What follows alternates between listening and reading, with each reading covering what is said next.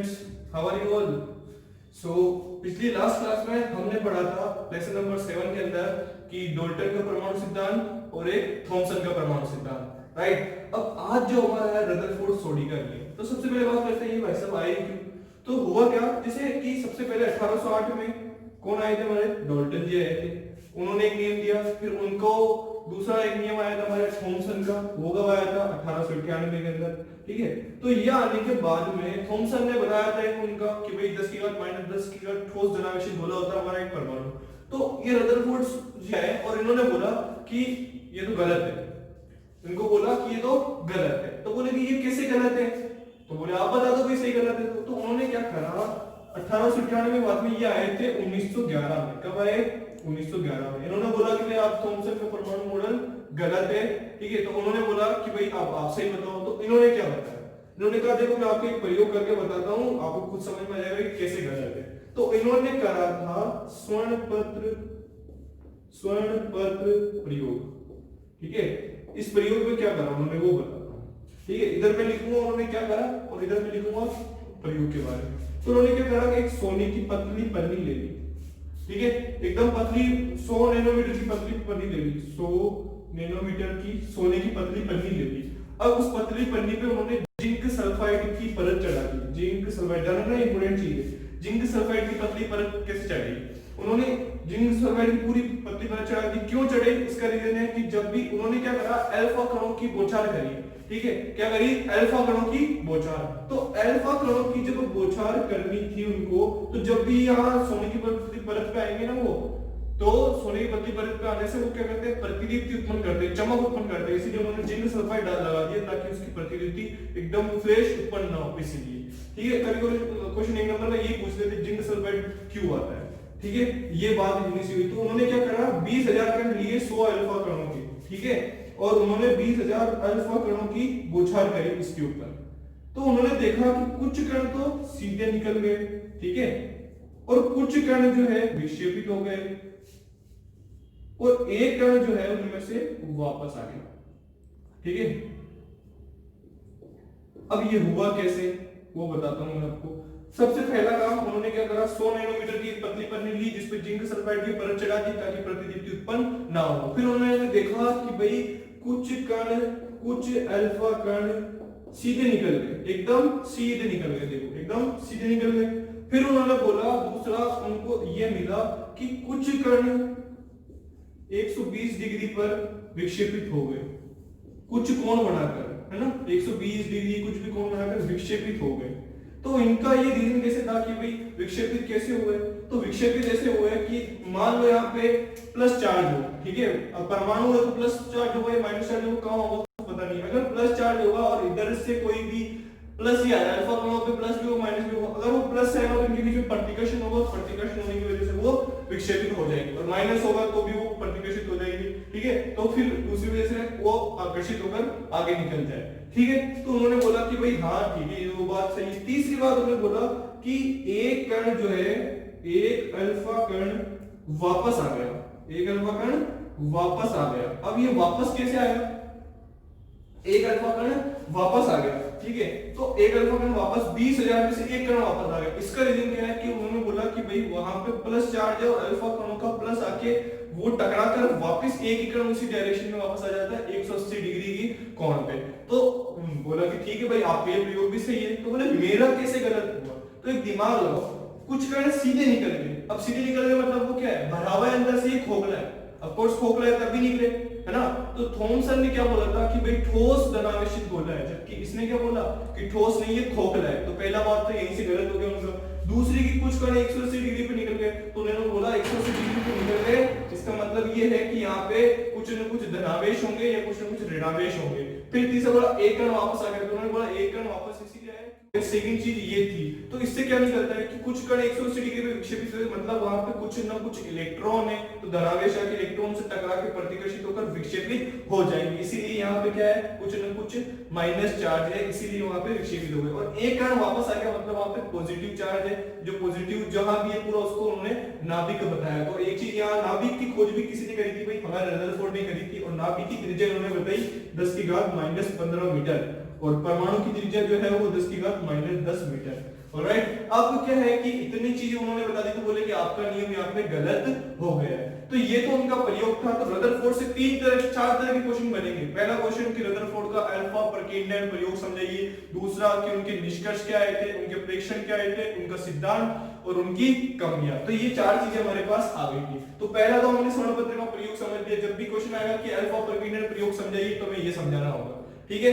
इसकी दूसरी बात जो हम करेंगे वो है निष्कर्ष, कि भाई प्रेक्षण जो करा उससे रदरफोर्ड के क्या निष्कर्ष आए, वो निष्कर्ष के बारे में हम पढ़ने वाले हैं, ठीक है। तो निष्कर्ष क्या क्या है, पहला निष्कर्ष निकाला उन्होंने, कुछ कण सीधे निकले थे, तो मतलब वहां पे वो क्या है, खोखला है, ठीक है।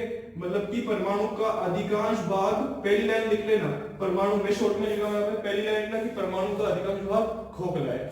दूसरी बात उन्होंने बोला कि कुछ कण विक्षेपित हो गए, मतलब वहां पे कुछ न कुछ इलेक्ट्रॉन धसे हुए हैं। तीसरी बात उन्होंने बोला कि एक कण जो है वापस आ जाता है, मतलब वहां पे क्या है, नाभिक है। तो यहाँ से 3 पॉइंट सीधे मैं यही समझा रहा हूँ, शॉर्ट ट्रिक में मैंने लिखे हैं, आपको पूरे पूरे लिखने हैं और 9th क्लास के नोट्स भी काम में आ जाएंगे, पूरा वो का वही टॉपिक है। पहला, कुछ इलेक्ट्रॉन सीधे निकल गए, मतलब कि वहां पे खोखलापन है, यहाँ से थॉमसन गलत हुआ था। दूसरा कि भाई कुछ कण विक्षेपित हो गए थे 120 डिग्री के कोण पे या कोई दूसरे कोण पे, तो उन्होंने बोला कि भाई विक्षेपित हो गए, मतलब वहां पे क्या है, इलेक्ट्रॉन है, इसलिए वहां से टकरा के निकले होंगे, बीच बीच में इलेक्ट्रॉन धसे हुए होंगे।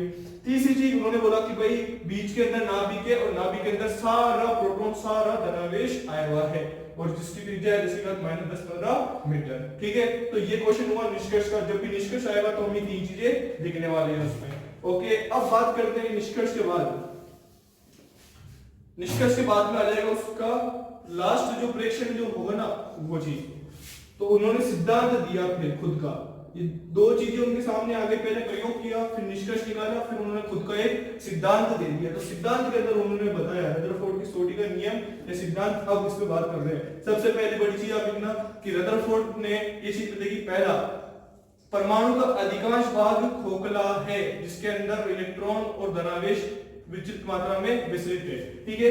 दूसरी चीज उन्होंने बोली थी कि भाई यहाँ पे धनावेश जो है पूरा नाभिक के अंदर स्थित है जिसकी त्रिज्या 10⁻15 मीटर है, ठीक है। तीसरी बात उन्होंने बोली कि परमाणु के अंदर जितने धनावेश है उतना ही ऋणावेश है, ठीक है। मतलब अगर 15 प्लस रहेंगे तो -15 इलेक्ट्रॉन रहेंगे, तो 15 प्लस किस में, नाभिक में रहेंगे, -15 का अलग अलग जगह धसे हुए रहेंगे। तो उन्होंने ये तीसरा पॉइंट दिया, ठीक है। तीनों पॉइंट आपकी बुक में भी लिखे हुए हैं, 9th क्लास के नोट्स में भी लिखे हुए हैं। तो ये हुआ हमारा रदरफोर्ड का सिद्धांत भी। तो अब क्वेश्चन अगर आएगा कि रदरफोर्ड का सिद्धांत लिखो तो हमें ये सिद्धांत लिखना पड़ेगा।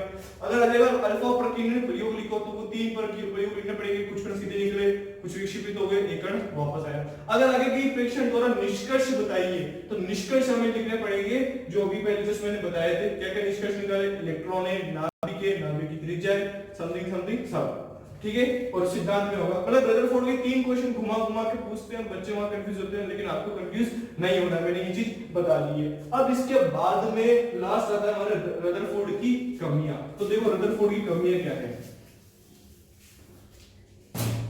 ये भी पूछ ली जाती कभी कभी, रदरफोर्ड की कमियां।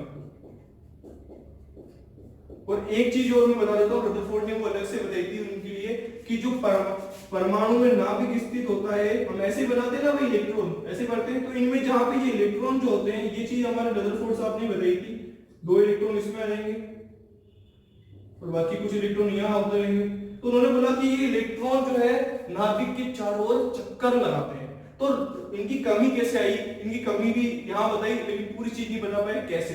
कि उन्होंने बोला कि भाई इलेक्ट्रॉन उनके चारों ओर एक निश्चित दिशा में चक्कर लगा रहे हैं, ठीक है। अब चक्कर तो लगा रहे हैं, लेकिन अब आप लोगों को भी पता है, आप लोग अगर एक ही कुएं के चारों ओर चक्कर लगाएंगे, 50 चक्कर, 100 चक्कर, 1000 चक्कर, एक टाइम ऐसा आएगा कि आप थक के बैठ जाओगे। क्यों? क्योंकि जब आप भागोगे, दौड़ोगे तो आपकी एनर्जी रिलीज होगी और एनर्जी रिलीज होगी तो वो एनर्जी खत्म भी होगी। तो इन्होंने बोला कि भाई इलेक्ट्रॉन घूमे जा रहा है तो इनकी एनर्जी कहां जा रही है। तो यहाँ पे सबसे पहले इनकी कमी हो गई कि परमाणु की स्थायित्व की व्याख्या नहीं समझा पाए।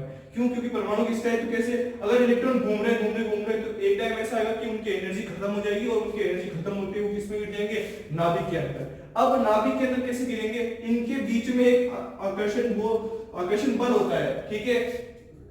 यहाँ पे नाभिक और इलेक्ट्रॉनों के बीच में एक अट्रैक्शन फोर्स पाया जाता है और वो अट्रैक्शन फोर्स इनको मिलता है विद्युत कूलाम्ब नियम से, ठीक है। विद्युत कूलाम्ब नियम क्या बोलते हैं, जब भी प्लस माइनस होते हैं तो उनके बीच में आकर्षण बल पाया जाता है, जब भी प्लस और माइनस आते हैं तो उनके बीच में आकर्षण बल पाया जाता है, और ये यहाँ से मिला है, ठीक है। तो ये इनको खींचे रखता है और ये अब ये गोल गोल घूम रहे हैं, तो यहाँ पे कौन सा बल लगेगा, एक और याद करो, अभिकेंद्रीय बल बताया था मैंने, पृथ्वी का चारों ओर चक्कर लगा रहा है सूर्य के, तो उसको अभिकेंद्रीय बल लग रहा है। बचपन में हमने गोल गोल जोजा लड़ाया है, ठीक है, उसमें भी अभिकेंद्रीय बल ही लगता है। तो अभिकेंद्रीय बल इनको कहां से मिल रहा है, इनको मिल रहा है विद्युत आकर्षण बल से, ठीक है।